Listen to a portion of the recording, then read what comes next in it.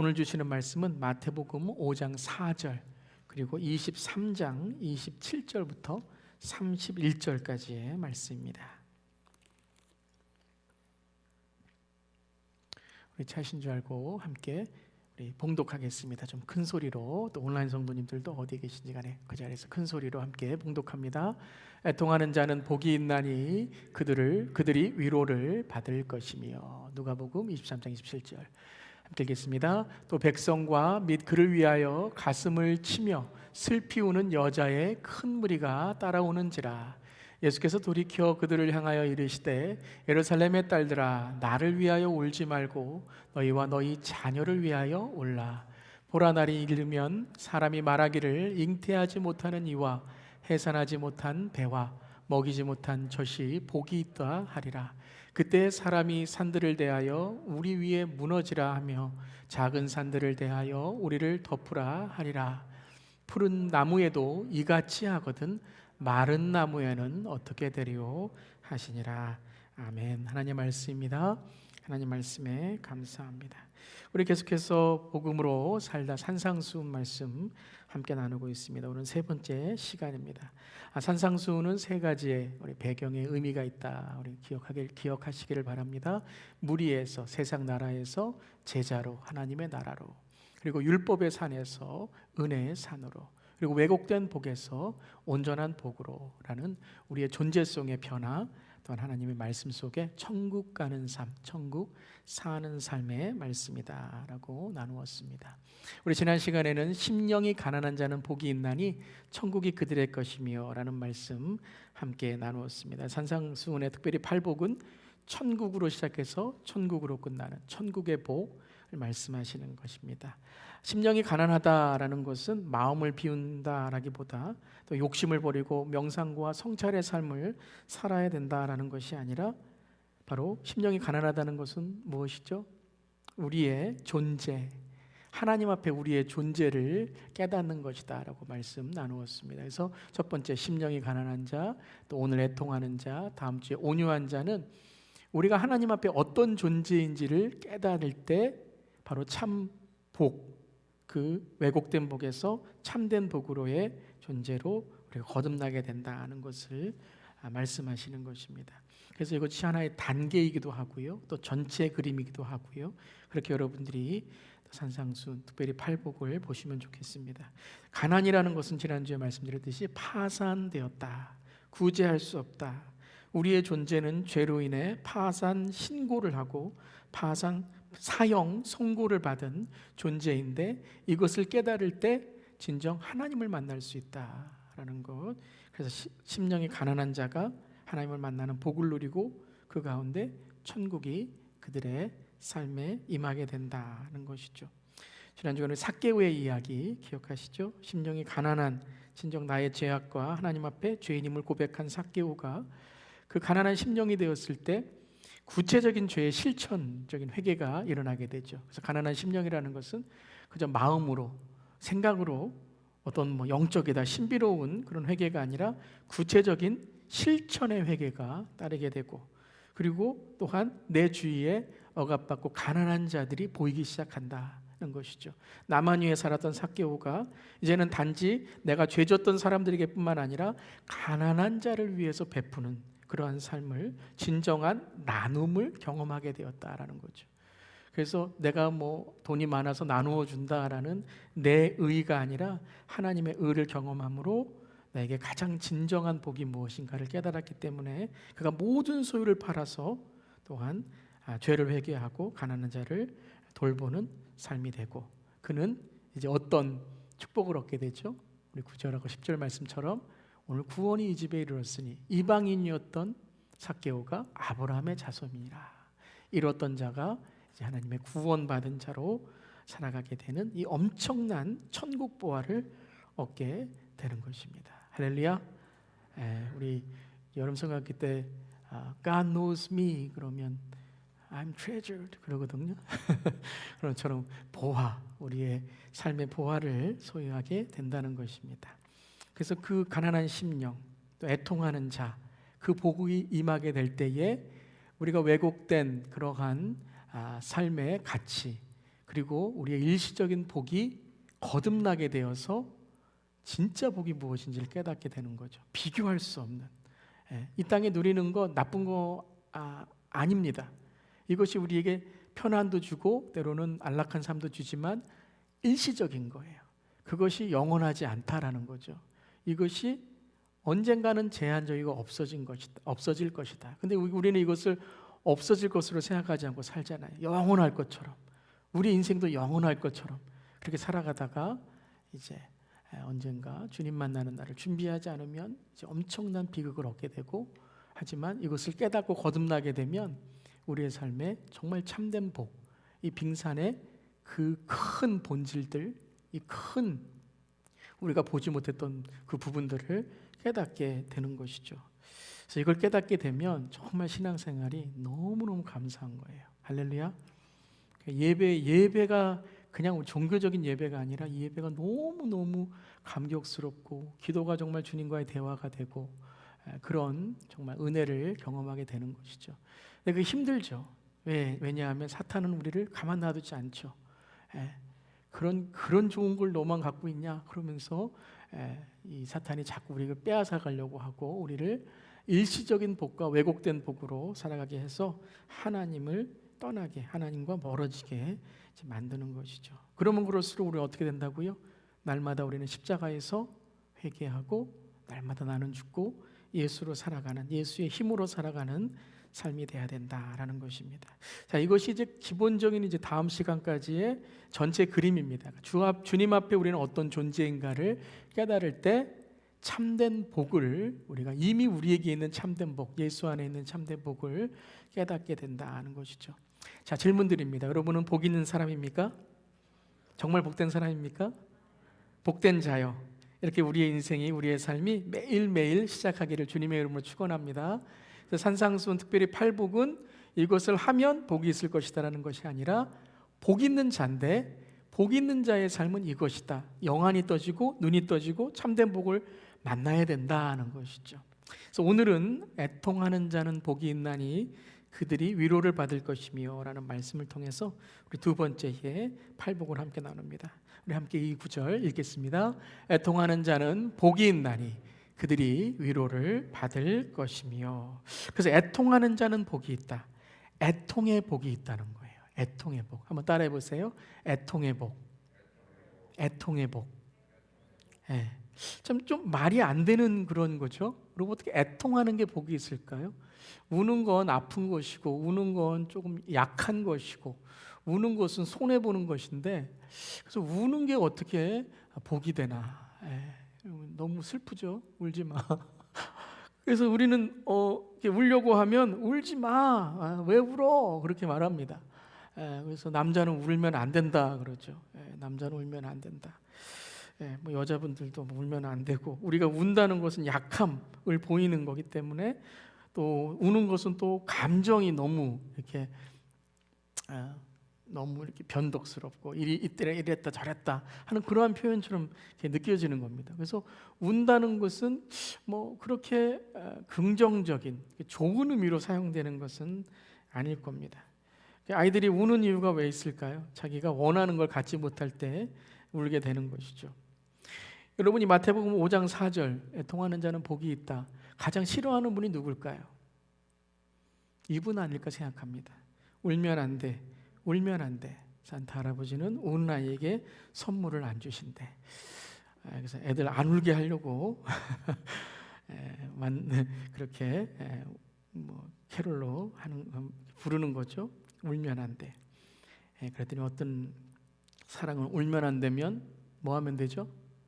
그럼 짜장면 하면 되지. 그럼 죄송합니다. 네. 그래서 우는 자들을 비겁한 사람, 나약한 사람, 감정적인 사람, 이렇게 말하는 게 우리 시대라는 거예요. 근데 애통하는 자는 복이 있다라고 말씀하시는 거죠. 애통하는 자는 복이 있다. 우리 다음 스크린 눌러주시고요. 애통함에 복이 있다라고 말씀하십니다. 그러니까 애통함이란 말은 단지 눈물을 흘리거나 미안한 마음을 갖는 그런 의미가 아니라는 거죠. 오늘 말씀에서는 단지 눈물을 흘려라, 미안한 마음을 가져라 하는 것이 아니라 지난 시간에 이어서 영적 파산인 심령이 가난한 상태에서 이루어지는 우리의 존재성을 말씀하시는 거예요. 그러니까 심령이 가난해지면, 즉 우리의 심령이 가난해진다는 것은 파산된 상태, 깨어진 상태인데, 이 깨어진 상태에서 우리가 어떤 우리의 삶에 이 하나님 앞에 존재성을 갖게 되는가? 애통함을 갖게 된다는 거예요. 애통함을 갖게 된다. 그래서 복 있는 사람, 그 복이 심령이 가난한 사람인 것처럼 복 있는 사람은 애통이 있는 사람이다 하는 것이에요. 애통이 있는 사람이다. 또 애통 있는 사람이다니까는 나 별로 안 우는데, 그 사람이 많이 우는데 그럼 난 애통한 사람 아닌가? 그런 단면적인 의미가 아니라는 거죠. 이 애통이라는 것은 헬라어의 원어의 뜻은, 이 성경에는 슬픔, 애통이라는 단어를 이렇게 말하는 단어들이 많이 있습니다. 9가지 정도가 이 슬픔에 대한 것을 뜻하는데요, 가장 큰 슬픔을 말하는 것이 애통이란 단어예요. 헬라어 단어. 그래서 가장 처절하고 통렬하고 강한 슬픔과 비애와 탄식을 나타내는 단어가 이 애통이라는 단어라는 거죠. 야곱이 이제 요셉이 형들에게 팔려서 이제 그가 죽었을 겁니다. 그게 찾아올 수 없습니다라고 했을 때 야곱이 몇 날을 슬피 울게 됩니다. 자기 자식을 잃어버리고 죽음을 이제 요셉이 죽진 않았지만 죽었다라는 소식을 들었을 때에 그가 몇 날을 슬퍼하는 것이 바로 이 애통이라는 거예요. 마가복음 16장에서도 예수님의 죽음에 슬퍼하는 사람들, 그 애통하고 있는, 슬퍼하는 그 장면에 나온 단어가 이 애통이라는 단어죠. 그러니까 애통이라는 것은 단지 내 감정이 뭐 이렇게 슬퍼서가 아니라 내가 이길 수 없는 슬픔이라는 거예요. 이길 수 없는 슬픔. 내 삶에서 내가 어떻게 할 수 없는 슬픔. 탄식이라고 그러죠. 탄식. 그래서 우리가 탄식할 때에 성령님이 우리를 아시고, 그러니까 우리가 이 세상에 어떻게 할 수가 없는 거예요. 내가 도저히 울어도 할 수 없는 거예요. 근데 울어도 할 수 없는데 할 게 없으니까 울음밖에 안 나오는 거죠. 근데 여러분, 그런 경우 있잖아요. 눈물이 안 나오는 거예요. 마음은 정말 막 찢어질 아픔처럼 창자가 끊어질 정도로 아픈데 눈물이 안 나오는 거죠. 그거는 진짜 비애와 탄식의 슬픔이라는 거죠. 그것이 바로 오늘 애통이라는 거예요. 그러니까 이 심령이 가난하다. 가난한 단어가 파산이라는 단어인 것처럼 애통이라는 것은 가장 처절한 슬픔의 지경을 말씀하신다는 거죠. 그러니까 이것이 하나님의 뜻대로 하는 근심, 이 애통과 세상의 그냥 눈물, 내가 갖고 싶은 거 못 가져서, 사람들과 좀 갈등이 있어서, 좀 서운해서, 상처받아서, 그런 말 한마디에 나는 못 이겨, 이런 어떤 세상의 근심, 내 어떤 감정의 근심과는 다른 애통을 말씀하시는 거죠. 고린도후서 7장 10절에 여러분 잘 아시는 말씀이죠. 함께 읽겠습니다. 하나님의 뜻대로 하는 근심은 후회할 것이 없는 이르게 하는 회개를 이루는 것이요, 세상 근심은 사망을 이루는 것이니라. 그래서 하나님의 뜻대로 하는 근심, 하나님의 뜻대로 하는 우리의 고민, 슬픔, 질문, 우리의 존재성, 그 근심에는 후회할 것이 없는 구원에 이르게 하는 회개를 이루는 것이요. 후회란 게 뭐예요? 뒤를 돌아보는 거죠. 이거 별론데 근심하지 말까? 이러는 것이 아니라 내가 이 회개, 이 근심을 통해서 구원에 이르게 하는, 하나님의 뜻을 알고 내가 구원받는, 이 애통을 벗어날 수 있는 길이 있구나 라는 것을 깨닫는 것인데, 세상 근심은 어때요? 사망을 이룬다는 것은 거기서 헤어나오지 못한다는 거예요. 그럴 때 있죠, 여러분.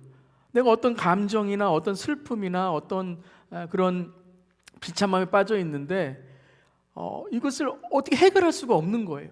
그래서 생기는 게 뭐냐면 분노, 어떤 내 삶에 대한 후회, 쓴뿌리. 그러니까 이것이 자꾸 쌓이게 되니까 그것만 생각하면 눈물이 나는데 마음은 강팍해지고 막 분노가 일어나고 더 상처는 커지고, 그러니까는 내 삶 속에 더 비참한, 그리고 하나님과 멀어지는 삶이 된다는 것이죠. 세상 근심은 사망을 이루는 것이고 우리가 아무 유익이 없는 거예요.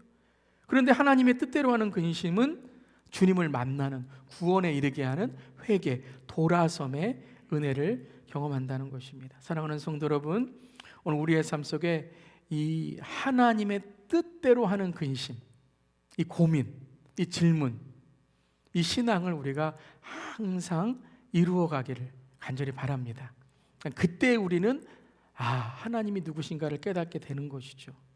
닥터 피어슨이라는 목사님은 마태복음 5장의 이 애통에 대해서 이렇게 해석하셨습니다. 애통함이라 함은 우리 영혼의 궁핍에 대한 감정을 넘어서 하나님과 우리 사이를 갈라놓은 불의에 대한 애통함이요, 그러니까 하나님과 우리의 사이를 갈라놓는 죄, 이 불의에 대한 애통함이고, 우리가 매우 자랑스럽게 여기던 도덕과 윤리에 대한 애통함이며, 그러니까 하나님 앞에 내가 아무리 선하게 살아도 뭐예요?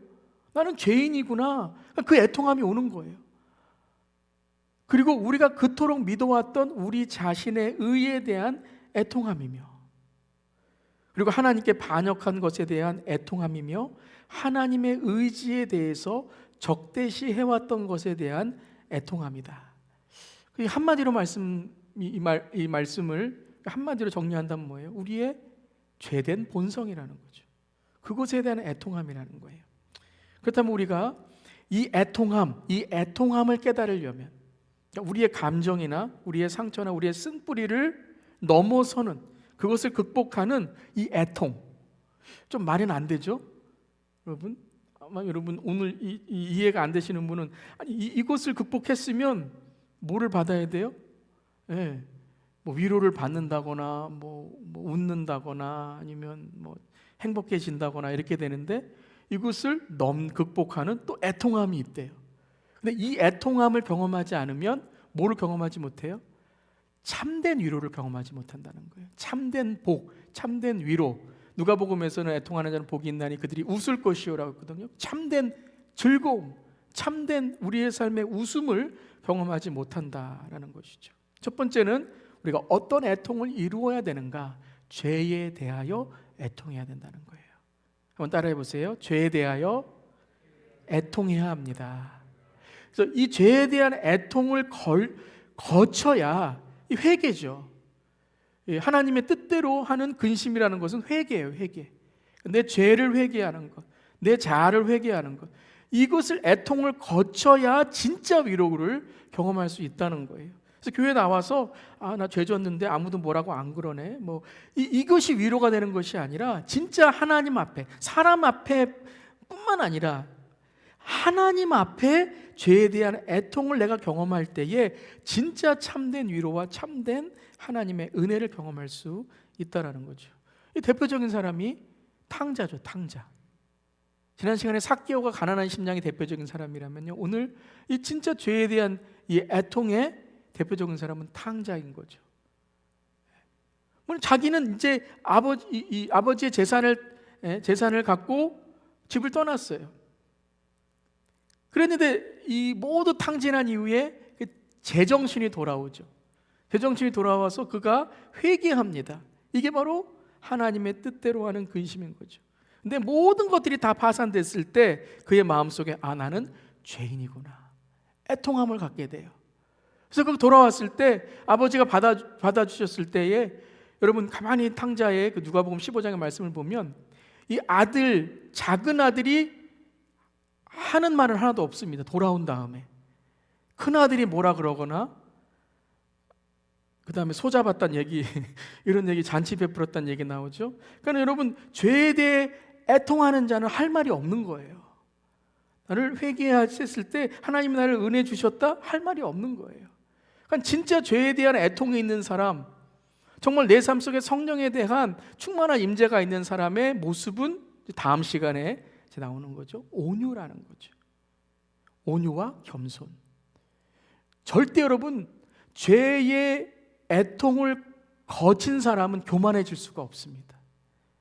그러니까 내가 교만하다 그러면 아직 내가 충분히 애통하지 못했구나, 내가 충분히 죄에 대해서 애통하지 못했구나. 그러니까 그 다음 단계로 거쳐 이제 넘어가시면 안 돼요. 그 다음 단계 넘어가시면, 섣불리 넘어가시면 이제 우리 교만해지고 또 갈등, 분열 일으키고, 또 그 죄에 대한 애통이 겸손과 온유가 완전하게 제대로 완전하게 이루어지지는 않겠죠. 주님 영화로 뵐 때에 완전하게 이루어지는데 그것이 날마다 이루어지지 않는데 그걸 섣불리 넘어가면 교만하게 되면 그런데 은사 받고 어떤 지식 갖고 어떠한 권력 갖고 하면 그때부터 뭐가 되죠? 이제 하나님보다 앞서가는 거예요. 이게 잘못되면 이단이 되는 것이고요. 여러분 그래서 기적을 행하거나 여러분 우리 어르신들 알 거예요. 박태선 장로라고 있었잖아요. 이단 진짜 기적을 행했어요. 진짜 행했대요. 진짜. 근데 그게 죄에 대한 애통을 날마다 하지 않으니까 내가 이만큼 할 수 있네? 그러니까 이제 이단으로 가거나 교주가 된다거나 뭐 그거는 진짜 뭐 최악의 상황이지만요. 우리의 삶도 그렇다는 거예요. 그래서 이 죄에 대한 애통은 또한 앞으로 이제 또 나누는 무엇에 대한 애통은 한 번에 끝나는 게 아니에요. 팔복은 한 번에 끝나는 게 아니에요. 성화의 과정이고 주님 만날 때까지 날마다 우리가 십자가에서 이루어야 된다는 것이죠. 심령이 가난함은 나는 죄인이라는 것을 하나님의 의 앞에, 하나님의 은혜 앞에 고백한다면, 애통은 이 심령이 가난함을 붙들고 날마다 이루어야 되는 성화의 과정이라는 거예요. 나를 씻겨내는 거죠. 예수님의 눈물로, 예수님의 보혈로, 예수님의 그 은혜로 나를 씻겨내려 나를 깨끗하게 하는 것이 바로 애통함이라는 거예요. 그때 무엇이 씻겨져 간다고요? 죄가 씻겨져 간다는 거예요. 내 죄가 그리스도의 보혈로 씻겨져 나간다는 것입니다. 그래서 이 애통이라는 것은 단지 나의 성찰이 아니라는 거예요. 미안한 마음을 많이 갖고 내 성품을 개발하는 것이 아니라 내 자아를 인식함으로, 내가 누구인지를 인식함으로 날마다 회개에 합당한 열매를 맺어가는 거예요. 회개에 합당한 열매가 뭐라고요? 애통이라는 거예요, 여러분. 회개에 합당한 열매는 여러분 감사합니다, 내가 해방됐네 라는 것이 아니라 회개에 합당한 열매는 날마다 애통하며 주의 은혜를 구하는 거예요. 아멘. 그러니까 날마다 이 합당한 이 열매, 회개에 합당한 열매, 애통함을 구할 때마다 이제 주시는 하나님의 은혜가 뭐라고요? 위로함이라는 거예요. 위로함. 나를 격려해 주시고 나를 세워 주시고 나를 그래 괜찮아, 할 수 있어, 그래 한번 해봐. 하나님의 위로가 나한테 임하게 된다는 거예요. 좀 쉬운 말로 말씀드리면 하나님이 내 뒤를 밀어주신다는 거예요. 할렐루야, 아멘. 그래서 이 회개에 합당한 열매가 바로 애통함을 통해서 내 삶에 하나님의 은혜를 깨닫게 되면, 이제 우리 지난주에 함께 나누었던 구원 이후에 두렵고 떨리는 마음으로 구원에 합당한 열매들을 맺어가는 것, 그것이 바로 천국 가는 인생, 천국 사는 인생이라는 것입니다. 할렐루야. 뒤집어져야 돼요. 먼저 거듭나야 됩니다.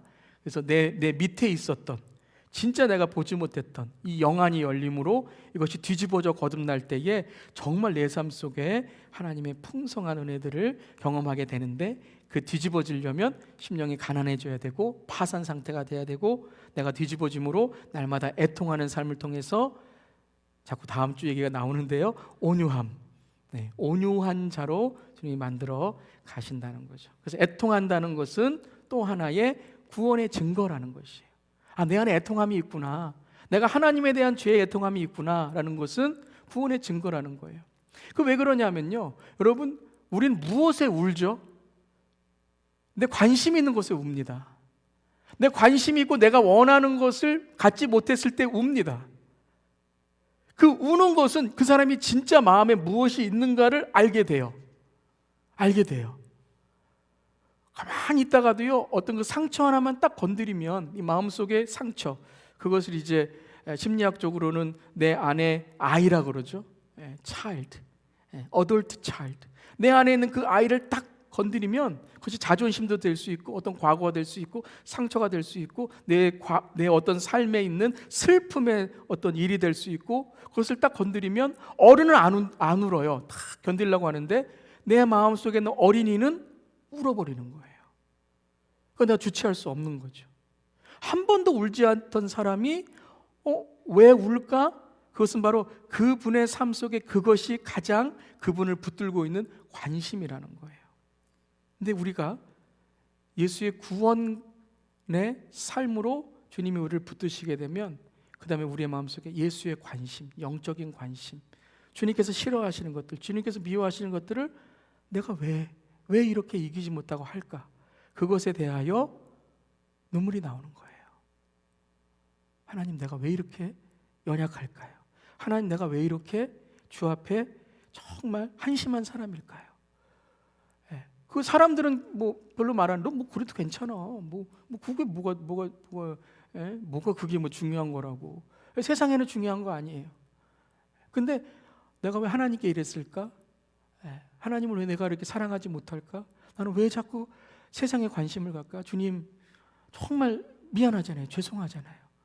주님께 관심이 있으면 자꾸 주님 때문에 눈물이 나는 거예요. 왜요? 주님께 자꾸 내 삶이 자꾸 죄송한 마음이 들고 하기 때문에. 그러니까 무서워서 내가 애통하고 눈물이 흘리는 것이 아니라, 여러분, 사랑하는 사람들 보면 그렇잖아요. 우리 부모님도 그렇잖아요. 자녀에게 더 잘 해주고 싶은데 내 능력이나 아니면 내 한계 때문에 내가 잘해주지 못하고, 예를 들어서 뭐 하나의 예지만요, 정말 막 진짜 좋은 그러한 대학교에 붙었는데 내가 등록금을 주지 못해. 이거 하나 예입니다. 그러면 얼마나 여러분 마음이 아프겠어요. 그러한 하나님께도 그러한 마음. 내가 하나님의 정말 내가 모자른 그러한 삶을 살아가는구나. 그런데 그게 하나님 앞에 그럴 수밖에 없는 거죠. 우리 모두 다. 그러니까 여러분, 이 애통함이란 한탄이나 비관이나 분노에서 나오는 눈물이 아니라 하나님께서 주신 은혜 가운데 죄에 애통하는 마음이라는 거예요. 그것이 누가복음 18장 바리새인의 기도하는 모습과 세리의 기도하는 모습 속에 나오죠. 함께 읽겠습니다. 11절입니다. 시작. 바리새인은 서서 따로 기도하여 이르되, 하나님이여, 나는 다른 사람들 곧 토색, 불의, 간음하는 자들과 같지 아니하고 이 세리와 같지 아니함을 감사하나이다. 자, 잘 보세요. 누구를 보면서 지금 기도하고 있는 거예요? 하나님 보면서 기도하는 거 아니죠. 세리 보면서 기도하는 거죠. 일단 이렇게 제가 카메라 좀 옮겨도 괜찮나요? 다리를 딱 이렇게 하고, 하나님 보세요. 이렇게 하는 거잖아요. 짝다리 짚고, 우리 그럴 때 많이 있죠. 마음에 안 들면 짝다리 짚고, 하나님 왜 쟤는 주고 나는 안 줘요? 이러잖아요. 그런 거죠. 지금 바리새인이 짝다리 딱 짚고, 나는 토색 불의 간음 안 했으니까 주님, 제가 의인 아닙니까? 그런데 세리는 어때요? 세리는 멀리 서서 감히 눈을 들어 하늘을 쳐다보지도 못하고 다만 가슴을 치며 이르되, 하나님이여 불쌍히 여기소서, 나는 죄인으로소이다 하였느니라. 이게 삭개오가 아닐까 생각해 봅니다. 보통 세리는 이렇게 하지 않거든요. 마태 세리 아니면 삭개오 세리. 근데 마태는 제자로 부르심 받았으니까 누가복음 18장 19장 삭개오 예는 경우가 많이 있는데 비유기 때문에 예수님이 비유로 말씀하신 거죠. 세리는 돈으로 경쟁하지 않았다는 거죠. 바리새인, 너 나하고 돈 한번 경험해봐, 학력 한번 경험해봐, 뭐 내 아빠 누군지 경험해, 그렇게 하지 않았다는 거죠. 멀리 서서 감히 눈을 들어 하늘을 쳐다보죠. 누구를 지금 바라보고 있는 거예요? 하나님을 바라보고 있다는 거예요. 진정한 애통은 사람을 보는 게 아니라 하나님을 바라볼 때 우리 안에 주님의 임재가 이루어지는 것이죠. 14절 말씀, 내가 너에게 이르노니, 이게 중요하죠. 이에 저 바리새인이 아니고 이 사람이 의롭다 하심을 받고. 자, 바리새인은 어디 서 있어요? 바로 성전 가까이 기도하는 서 있었어요. 세리는 멀리 서 있었어요. 그런데 예수님은 뭐라고 말씀하세요? 저 바리새인이 이 사람이 의롭다 하심을 받고. 우리 눈에는 바리새인이 더 가까이 있고 세리는 저 멀리 있어요. 근데 하나님의 눈에는 누가 더 가까이 있어요? 세리, 이 세리, this person, that Pharisee. 그의 집으로 내려갔느니라. 무릇 자기를 높이는 자는 낮아지고 자기를 낮추는 자는 높아지리라.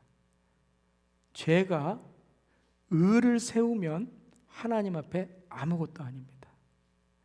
종교적인 의는 구원을 얻지 못합니다.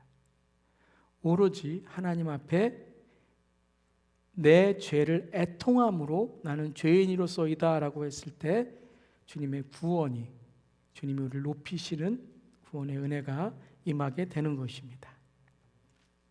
고린도후서 7장 11절에도 하나님의 뜻대로 하는 근심 함께 읽겠습니다. 보라, 너희로 하며 얼마나 변증하게 하며 얼마나 분하게 하며 얼마나 두렵게 하며 얼마나 사모하게 하며 얼마나 열심 있게 하며 얼마나 벌하게 하였는가. 너희가 그 일에 대하여 일체 너희 자신의 깨끗함을 나타내었느니라. 하나님의 뜻대로 하는 근심은 여러 가지 모양으로 나타납니다. 기쁨으로도 나타나지만, 사모함으로 나타나지만, 때로는 분노로도 나타납니다. 예수님이 성전에서 장사하는 사람을 보시며 분노하셨어요. 아니, 예수님이 어떻게 화를 내셔? 근데 그 분노는 어디서 나오는 거예요? 하나님의 뜻대로 하는 애통함 속에서 나오는 거예요. 교회도요, 하나님의 뜻대로 애통함 속에서 근심하는 분들이 많을 때에 하나님의 뜻이 이루어집니다. 그런데 사람의 근심, 사람의 애통은 서로 분노하면 교회는 끝나는 거예요. 하나님이 그곳에 계시지 않기 때문에. 그래서 이 하나님의 뜻대로 하는 것이면 여러 모양으로 나면, 어떤 분들은 막 기쁨이 있지만 어떤 분들은 막 그 삶 속에 이 고난을 이겨나가는 것이 있는데, 이 모두 다 뭐라고요? 애통이라는 거예요. 눈물을 흘려야만 애통이 아니에요. 내 삶 속에 하나님을 깊이 깨닫는 그러한 내 삶 속에, 하나님, 내가 지금 기뻐요. 그런데 내가 정말 기뻐해야 하는 것이 마땅합니까? 내가 이렇게 잘 사는 것이 마땅합니다. 이번에 막 성공했어요. 막 사업이 막 이렇게 잘 돼요. 막 내 자녀들이 막 좋은 대학을 가고, 막 이번에 막 수학을 100점 맞았어요. 그러면 다 하나님 보면서 막 기쁩니다, 감사합니다. 그런데 내 마음속에 하나님의 뜻대로 하는 근심이 생기는 거죠. 내가 한 번도 내 자녀 수학 가르쳐 준 적이 없는데 하나님, 내가 뭐 한 것도 없는데 내가 기뻐해도 괜찮습니까? 하나님이 다 하신 일인데, 하나님 우리 교회 부흥할 줄 믿습니다. 뜨거워질 줄 믿습니다. 근데 이게 내가 한 일이 아니잖아요. 우리가 한 일이 아니에요. 하나님이 부어주셔야 되는 거예요. 아멘. 그래서 우리는 여러분 애통하며 기도해야 돼요. 하나님, 우리를 불쌍히 여겨 주시옵소서. 그러면 깨끗함을 나타내요. 깨끗함이 뭐라고요? 하나님이 쓰실 만한 그릇이라는 거죠. 그래서 여러분, 하나님의 뜻대로 하는 근심 우리가 해야 돼요. 그러려면 어떻게 된다고요? 깊어지셔야 돼요. 깊어지는 건 딱 하나예요. 기도밖에 없습니다. 기도밖에 없어요. 여러분, 사람이 여러분 말도 막 급하게 하다가 막 화가 나면 뭐라 그러죠? 호흡을 좀 깊게 해봐. 긴 숨을 쉬어. 그러면 사람이 좀 안정되고 깊어지잖아요. 기도도 여러분 깊어지면 하나님과의 교감이 더 깊어지고 이루어지는 거예요.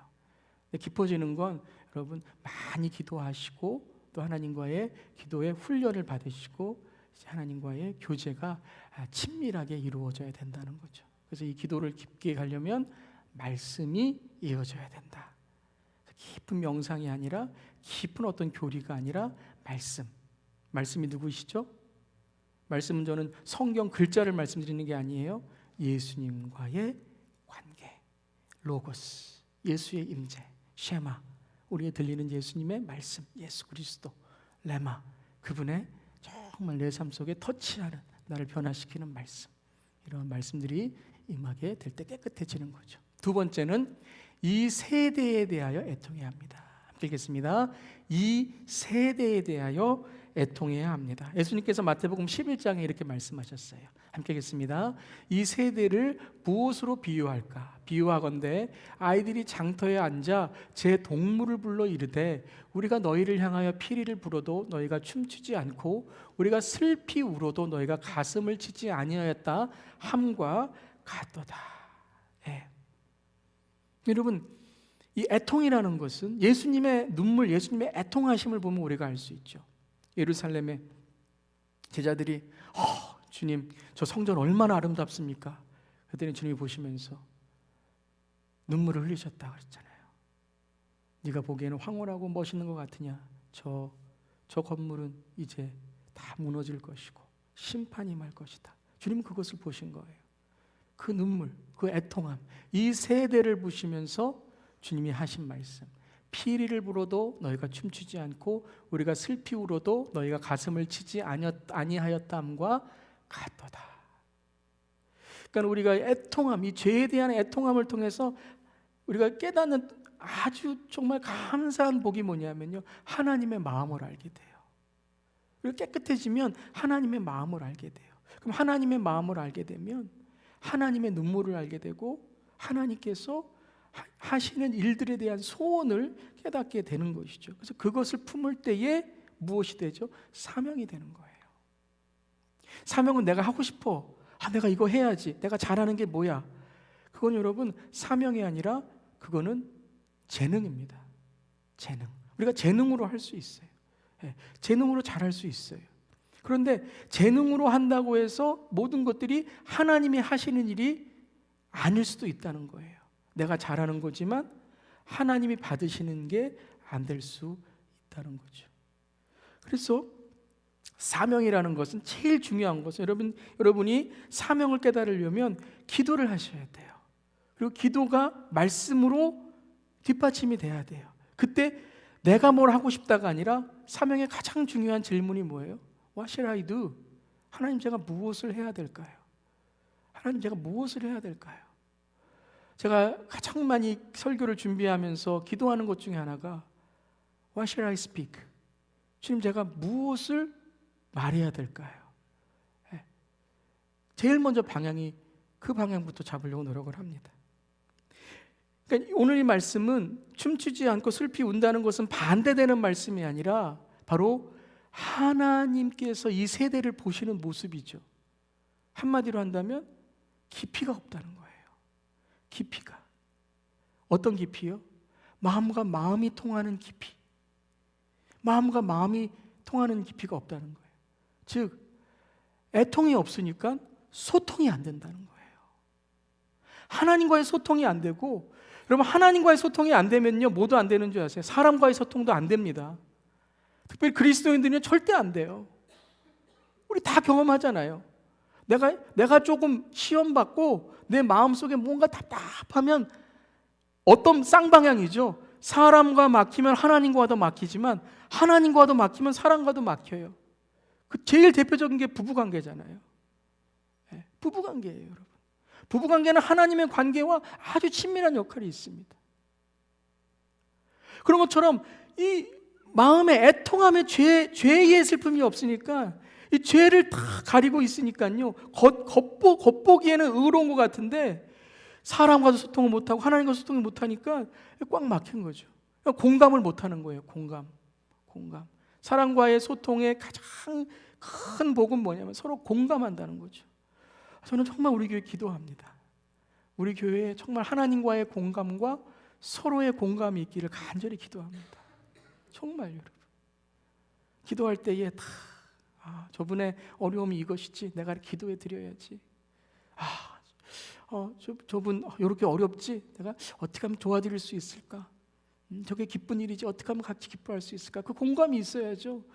종교적으로 예배 같이 드리고 제가 설교한다고 해서 이것이 옳습니다 하고 하면 여러분 유튜브 보시면 되고 교회 나올 필요가 뭐가 있어요? 제가 극단적으로 말씀드릴 수도 있겠지만 진정한 깊은 위로를 통해 우리 지난주에 로마서 12장에 웃는 자들과 함께 웃어주고 우는 자들과 함께 울어주는 것, 피리를 보면 기뻐해주고 울어주면 같이 울어주는 것, 여러분 그런 우리 교회 되기를 간절히 바랍니다. 절대로 어떤 분이 마음이 아픈데 절대로 허튼 소리 한다거나 아니면 절대 허튼 웃음 하시면 안 돼요. 정말 제가 분노가 아니라 하나님이 정말 여러분 그건 여러분 정말 하나님 앞에 가서 하나님이 너 왜 그랬어 그때 이러시면 참 다행이겠죠. 여기 오지 마 그럼 정말 큰일 나는 거죠. 여러분 이 공감을 통해서 저는 지금 이 팬데믹 코로나의 시대가 다음 스크린 넘겨주시고요. 팬데믹 코로나의 시대에 진정 필요한 것이 바로 이 애통함이라고 생각합니다. 울자라는 말씀이 아니에요. 많은 분들이 이 코로나 시대에 정말 많이 웁니다. 어려워서 웁니다. 다 우는데요. 이 마음을 저도 그렇지만 가만히 보면 다 분리된 격리된 애통함이에요. 따로따로 슬퍼하고 따로따로 애통하고 마스크 있으니까 저분이 웃는 건지 우는 건지 모르고 정말 이때 여러분 코로나 시대에 정말 제가 live by 살다 하나님 무엇을 이 여름에 해야 될까요? 살다 우리가 같이 살아야 돼요. 정말 같이 살아야 되고 이 코로나가 안정될 때에 이제 보세요 여러분 잘 사는 사람은 더 내가 잘 산다 그러지만 고난인 사람은, 어려운 사람은 더 내가 고난 있다 그러고. 양극화, 이게 여러분 어떤 경제적인 양극화만이 아니라 이 경제적인 양극화, 모든 양극화는 다 마음의 양극화에서 일어나지는 거예요. 마음의 양극화. 근데 우리가 영적인 눈을 보면은 이 영적인 양극화입니다. 영적인 양극화. 그러니까 여러분, 우리 믿는 자들은요, 내가 믿었으니까, 내가 구원받았으니까, 내가 뭐 됐다, 우리 더 잘 살자, 그러면 안 돼요. 자꾸 우리가 잃어버린 영혼을 위해서 애통하고 돌아와야 되고 정말 눈물을 흘려야 된다는 거예요. 아멘. 그리고 잃어버린 영혼들은 그냥 관심 없는 것이 아니라 정말 그들도 영적으로 깨어 있어야 되는 거죠. 우리가 오늘 설교 후에 부를 찬양 중에 울어도 못하네라는 찬송가가 있습니다. 울어도 못하네. 저는 처음에 이 찬송가를 이렇게 제목만 보고요, 참 이해하지 못했습니다. 아니, 울어야 사는 것이고 울어야 되는 거 아닙니까? 회개할 때 울어야 되는 것이고 우리가 울고 애통해야 되는 거 아니겠습니까? 그런데 울어도 못해라는 것은 우리의 눈물로 되지 않는다라는 거예요. 우리가 서로 울어준다고 되는 게 아니라는 거예요. 울어줘야 되지만 우리의 울음 속에서 정말 하나님의 눈물, 하나님의 소원, 하나님의 마음이 서로 정말 느껴져야 되고 서로 우리가 안아주는 그러한 예수 그리스도 안에 하나가 돼야 된다는 거죠. 내가 억울해서 상처받아서 손해가 있어서 우는 거, 울지 마, 한마디로 되는 게 아니지 않습니까? 배우자에게 상처를 받아서, 시어머니에게 상처를 받아서, 세상에 상처를 받아서 우는데 솔직히 그것이 예수님의 눈물인가? 정말 애매한 고난 당해보셨습니까? 정말 내가 의를 위해서 핍박 당해보셨습니까? 착한 척하다가 아니라 정말 착한데 손해보신 적. 세상에서는 착하면 손해봅니다. 근데 그걸 감수하고 그때 내가 예수 그리스도의 눈물, 하나님의 눈물을 깨닫는 복을 얻게 되는 거거든요. 정말 여러분, 저도 기도하고 우리 교회 함께 이제 당회로부터 우리 재직분들 함께 이제 정말 기도하면서 우리가 하나님의 뜻을 구해야 되겠지만, 정말 코로나가 안정되는 이 시대에 우리 교회는 정말 하나님의 눈물을, 그리고 이웃의 눈물을 정말 우리가 품는 교회가 되기를 간절히 바랍니다. 그래서 울어도 못하네. 그러니까 우는 것이 다가 아니라 우리가 정말 어떤 하나님의 눈물을 우리가 새겨야 되는가, 저부터 시작해서 정말 하나님, 난 이 정도밖에 안 됩니다. 목사가 이 정도밖에 안 됩니다. 그러니까 그 이 정도밖에 안 됩니다로 통해서 울어야지, 내가 저 사람 도와주는데 저 사람이 나에게 이런 상처 줬어요, 내가 이렇게 베푸는데 내가 이런 억울함 당했어요, 아유 하나만 하네요, 이런 눈물이 이제 우리가 닦을 때가 되지 않았나.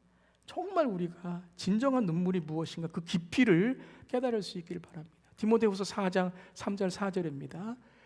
읽겠습니다. 때가 이르리니 사람이 바른 교훈을 받지 아니하며 귀가 가려워서 자기의 사욕을 따를 스승을 많이 두고 또 그 귀를 진리에서 돌이켜 허탄한 이야기를 따르리라. 허탄한 이야기를 따르리라. 허탄한 울음, 허탄한 웃음, 너무 쉬워져 있어요. 너무 쉬워져 있어요. 조금만 울어주면 저 사람이 나 알아주는 것처럼 따라가다가 배신당하고, 조금만 웃어주면 저게 재밌는 거 따라갔다가 아무것도 아니고 아무런 의미도 없고, 그런 애통이 아니라 정말 우리가 하나님의 말씀과 기도를 통해서 예레미야 애가처럼 이 세대를 위해서 애통할 수 있는 저와 여러분이 되기를 주님의 이름으로 축원합니다. 그러니까 이 세대를 위해 애통한다는 것은 단지 하나님 이 세대를 불쌍히 여기시옵소서, 네, 그것을 위해 기도해야 되겠죠. 그런데 그 기도를 하면서 우리 자신이 어떻게 된다고요? 깊어져야 된다는 거예요. 세상에 자기 사욕을 따르는 그러한 우리의 비진리가 아니라 우리가 이 세대 가운데 어떻게 깊이를 갖고, 특별히 가정에서 정말 깊이가 있는, 한마디로 정말 자녀들을, 배우자를, 또 우리 부모님들, 또 우리 이웃을 어떻게 이 하나님의 마음을 전할 수 있을까, 기도할 수 있기를 바랍니다. 예레미야 애가거든요. 5장 마지막에 이렇게 말씀하십니다. 읽겠습니다. 여호와여, 우리를 주께로 돌이키소서. 그리하시면 우리가 주께로 돌아가겠사오니 우리의 날을 다시 새롭게 하사 옛적 같게 하옵소서. 예레미야의 눈물은 딱 이겁니다. 하나님, 우리 왜 이렇게 망하게 해주셨어요? 하나님 이게 아니라요, 주님의 말씀을 허락해 주세요. 주님, 저의 눈물을 통해서 주님의 깊은 예언의, 정말 주님의 깊은 임재의 말씀을 허락해 주시옵소서. 그래서 예레미야가 70년 후에 이스라엘 유다가 포로에서 귀환할 것을 예언하잖아요. 정확합니다, 여러분. 우리 성경을 보면요, 1차 귀환도 딱 70년이고요 2차 귀환도 딱 70년입니다. 그러니까 1차 귀환에서 딱 70년이니까 1차 귀환에 포로들이 귀환하고요 2차도 딱 70년이니까 딱 귀환하게 돼요.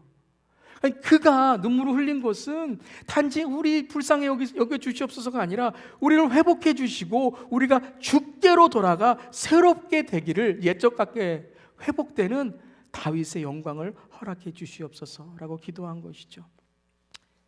그때 동안 우리의 눈물은 다음 세대에 대한 애통을 해야 됩니다. 함께 하겠습니다. 다음 세대에 대해 애통해야 합니다. 우리가 오늘 읽은 말씀이죠. 또 백성과 및 그를 위하여 가슴을 치며 슬피 우는 여자의 큰 무리가 따라오는지라. 예수님께서 십자가를 지시는 장면입니다. 여자들은 웁니다. 예수님 어떻게 해요? 예수님 돌아가신데 어떻게 해요? 예수님 십자가 지신데 어떻게 해요? 예수님이 저 고초와 저 채찍질을 어떻게 감당하실까? 눈물을 흘리는 거예요. 그때 예수님께서 말씀하십니다. 예수께서 돌이켜 그들을 향하여 이르시되, 한마디로 말하면 제일 중요한 말씀이라는 거예요. 지금 아파서, 지금 십자가를 해서 무거워서 하시는 예수님께서 그 십자가를 지셔야 되는 그 상황 속에서 돌이켜 그를 향하여 말씀하십니다. 예루살렘의 딸들아, 함께 읽겠습니다. 나를 위하여 울지 말고 너희와 너희 자녀를 위하여 울라. 보라, 날이 이르면 사람이 말하기를 잉타하지 못하는 이와 해산하지 못한 배와 먹이지 못한 젖이 복이 있다 하리라. 엄청난 비극이 있다는 거예요. 태어나지 않았은 게 더 날 뻔한, 정말 이런 일이 없는 것이 더 날 뻔한 일들이 이루어질 것이라는 거죠. 그때 사람들이 산들을 대하여 우리 위에 무너지라 하며 작은 산들을 대하여 우리를 덮으라 하리라. 그런데 푸른 나무에도 이같이 하거든. 이게 여러분 두 가지의 의미를 주님 말씀하시는 거예요. dual meaning이라고 하거든요. 즉 가까운 미래와 먼 미래에 대한 말씀이에요. 가까운 미래는 예루살렘의 멸망입니다. 예루살렘의 멸망, 예루살렘 지역, 이스라엘의 멸망이에요. 비참한 멸망이었죠. 이스라엘은 마사다라고 있습니다. 산 위에 그들이 피해서 거기서 마지막에 죽음을 가졌던 곳이에요. 마지막에 한 사람도 빠짐없이 로마의 정부에서 모든 사람을 다 죽이는데 다 자살합니다. 마지막에 이런 일이 일어나게 되는데 마른 나무에도 어떻게 되리요? 모든 인류가 심판되는 날엔 어떻게 되리요? 너희가 이 세대를 위해서 애통한다면 너희의 미래 세대를 위해, 다음 세대를 위해, 다가올 세대를 위해서 기도해야 되고 애통해야 되느니라 라고 말씀하시는 거예요. 우리가 우리 자신을 위해서도 기도해야 되고 또한 우리의 세대를 위해서도 기도해야 되지만 진정 우리의 자녀의 영혼을 위해서, 우리 다음 세대의 영혼을 위해서 기도해야 된다는 것입니다. 정말 이것은요, 여러분, 저도 회개하는 마음으로 오늘 설교하지만 정말 우리가 회개해야 되고요, 정말 우리가 후원해야 되고요, 정말 우리가 새로운 마음을 갖고요, 거듭 말씀드리지만 선교사님을 보내는 선교지의 마음으로 우리 다음 세대를 다시 새롭게 일으켜야 된다는 거예요. 얼전시예요, 얼전시. 애통함이 없으면 안 된다라는 거예요. 왜 이렇게 우리가 이런 다음 세대를 만들었는가? 누가복음 8장 6절에 보면요, 마른 가시밭 땅, 마른 땅에 이 설명을 누가복음에 딱 나오는 말씀인데요, 누가복음만 나와요. 더러는 바위에 떨어지며 싹이 났다가 습기가 없으므로 말랐고라고 되어 있어요. 물이 없다는 거죠. 물이 없다는 거는요, 단지 어떤 비가 내리지 않았다는 것이 아니라 이 뿌리가 내릴 수 있는 양분이 없었다라는 거죠. 물이 없어서 싹이 죽었다. 이 싹을 내릴 수 없었다라는 거죠. 즉 이 씨앗이 문제가 아니라 이 물이 없었기 때문이라는 거예요. 저는 이 말씀을 오늘 준비하면서 문제 자녀는 없어요. 문제 부모만 있다는 거예요. 그런 말씀 들으셨죠? 하나님이 우리에게 주신 자녀들을 우리가 어떻게 키우냐, 이것이 우리에게 정말 하나님이 주신 특권이기도 하지만 우리의 의무라는 거죠. 근데 여러분, 우리 다 알잖아요. 저도 세 자녀를 키우고 있는 우리들이기 때문에 제가 우리 열심히 해야 됩니다, 여러분 해야 됩니다 하는 것이 아니라, 이 문제 여러분, 우리 부모는 할 수 없잖아요. 아니 문제 알을 만들고 싶어서 그러고 싶어서 합니까? 그렇기 때문에 주님은 우리에게 다음 세대를 위해서 어떻게 된다고요? 애통해야 된다는 거예요. 이 애통이라는 게 뭐예요? 주님, 나는 파산되었으나 주님이 우리 자녀들을 세워주시기를 기도합니다라고 기도해야 된다는 거예요. 그리고 애통하는 기도는 포기하지 않는 기도예요. 목사님, 언제까지 기도해야 됩니까? 주님 만날 때까지 기도하세요. 내 세대에 안 되면 다음 세대에 되는 거예요. 여러분, 야곱을 보세요. 야곱을. 우리가 야곱의 인생을 보면 여러분, 정말 어떻게 야곱 같은 방황하는 사람이 있는가? 근데 야곱이 이스라엘이 되잖아요.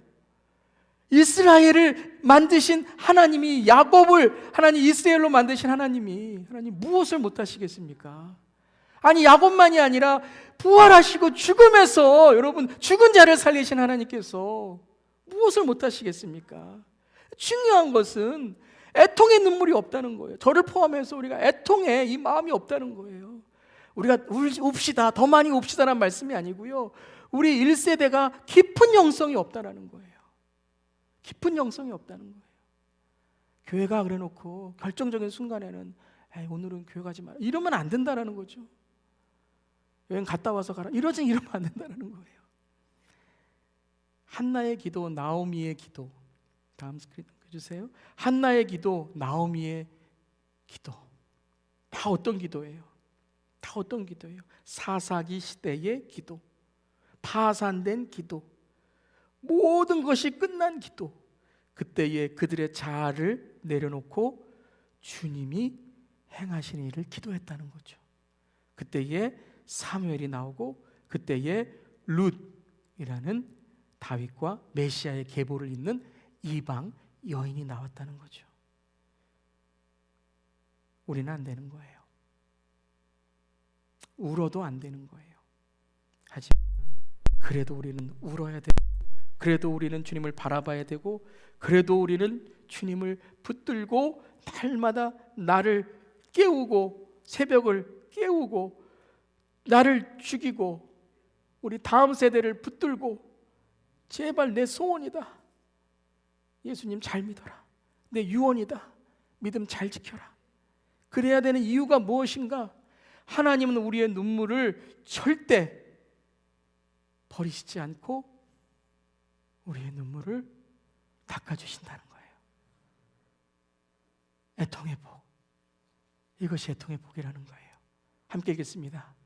내가 들으니 보좌에서 큰 음성이 나서 이르되, 보라, 하나님의 장막이 사람들과 함께 있음에 하나님이 그들과 함께 계시리니 그들은 하나님의 백성이 되고 하나님은 친히 그들과 함께 계셔서 모든 눈물을 그 눈에서 닦아주시니 다시는 사망이 없고 애통하는 것이나 곡하는 것이나 아픈 것이니 다시 있지 아니하리니 처음 것들이 다 지나갔음이로라. 아멘. 믿으십니까? 이것이 위로가 되시기를 주님의 이름으로 축원합니다. 마지막으로 깨어진 항아리의 아픔이라는 이야기를 마지막으로 오늘 말씀 마칩니다. 조금 깨어져 금이 가고 오래된 못생긴 물 항아리가 있었다고 합니다.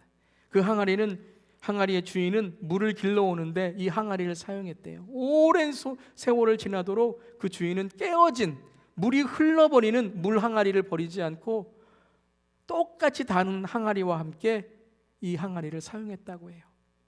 하루는 깨어진 항아리가 너무나도 주인님께 미안해서, 내가 온전치 못해서 주인님께 폐를 끼치는구나, 나로 인해 그 귀한 그 물들을 다 세어버리니 내가 너무나 미안하다, 아직도 나를 버리시지 않는구나 하면서 이 깨어진 물 항아리가 주인에게 물어보았습니다. 이렇게 물어보았습니다.